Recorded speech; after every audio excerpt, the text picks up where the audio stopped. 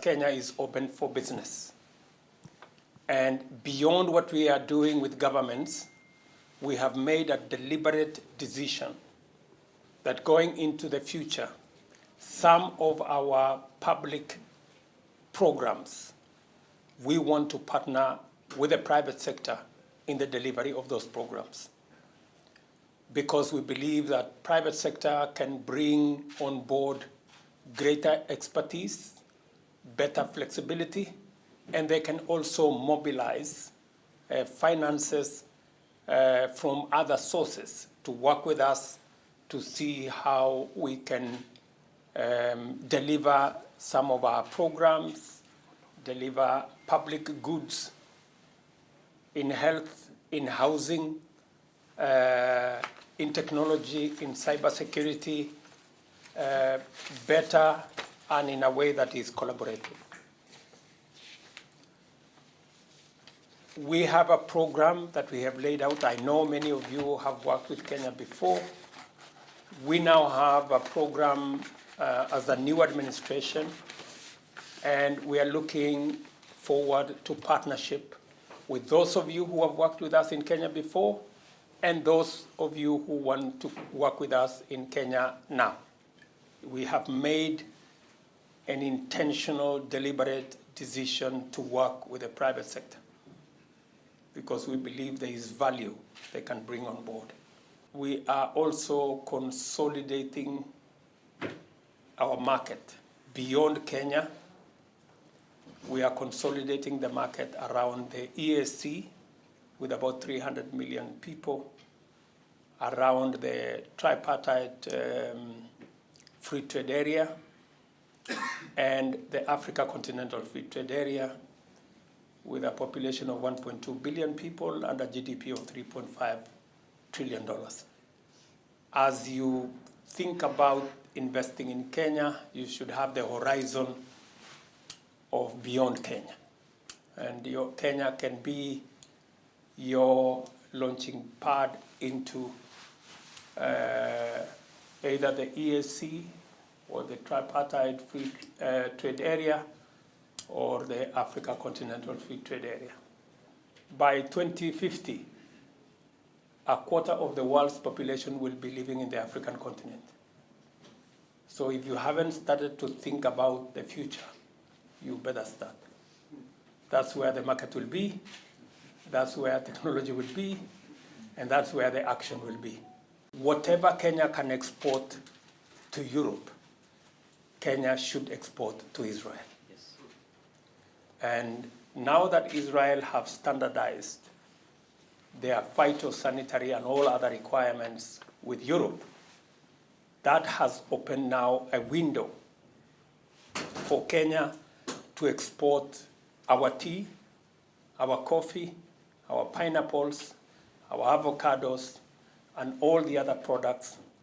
And the good news is that we are beginning that journey on the 5th of next month. We have the first landing of pineapples from Kenya in Israel.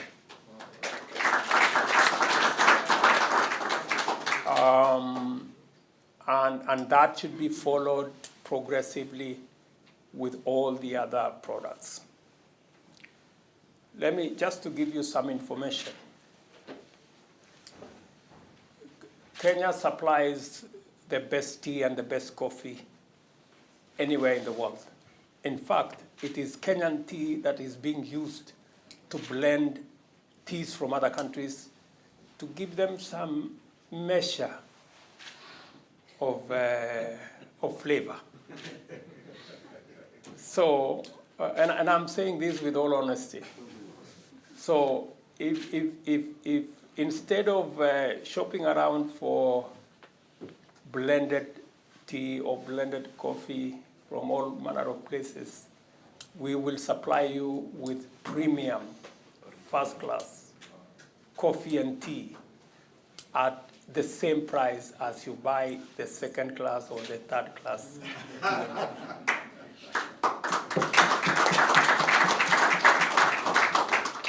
So it was a very important decision by the Israeli government to agree with us that there is absolutely no sense in us selling Kenyan products through Europe, because the regulations are accept our Kenyan products in Europe, and then it has to go through a bend to come to Israel. Now that we have agreed that the same rules apply, we will now be exporting our tea, coffee, avocados, pineapples direct to Israel.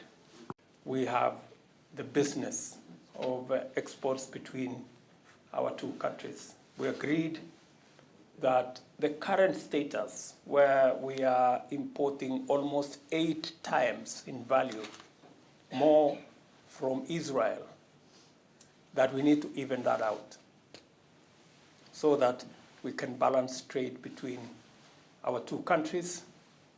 In any case, we are great friends of many years. So again, for those of you who are in that space, you have some good news from the government of Israel and the government of Kenya. Now it is you to work on the possibilities and opportunities and everything in between. I am happy again that between the government of Kenya and the government of Israel, between my brother Bibi, the Prime Minister of Israel, and myself, we were able to resolve those issues. And we have agreed that at the earliest possible, we will reinstate direct flights between Israel and Kenya.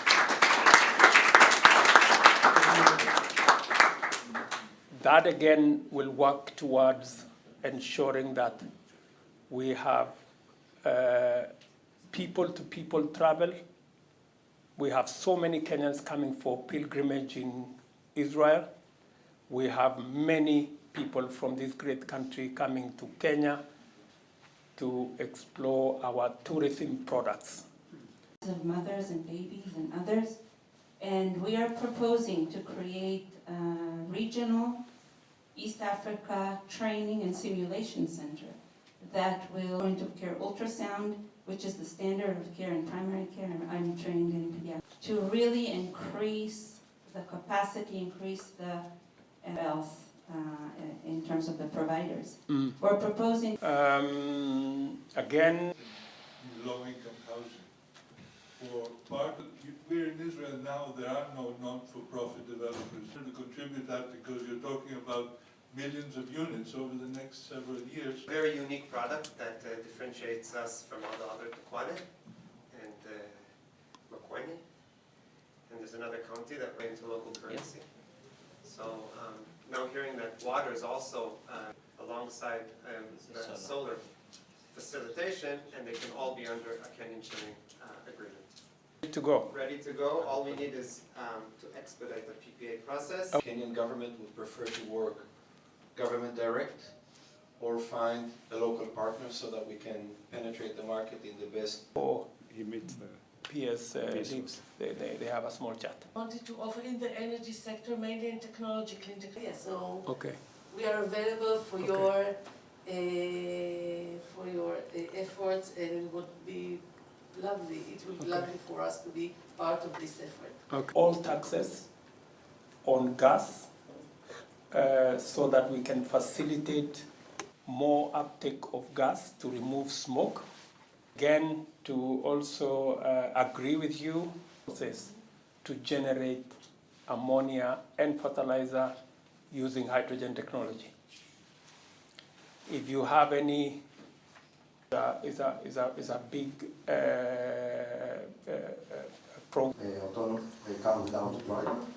And actually we found that you can use it from different applications for safe city and smart city, like virtual border, virtual zone. Okay. We can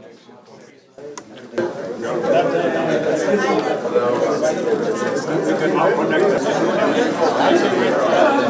connect.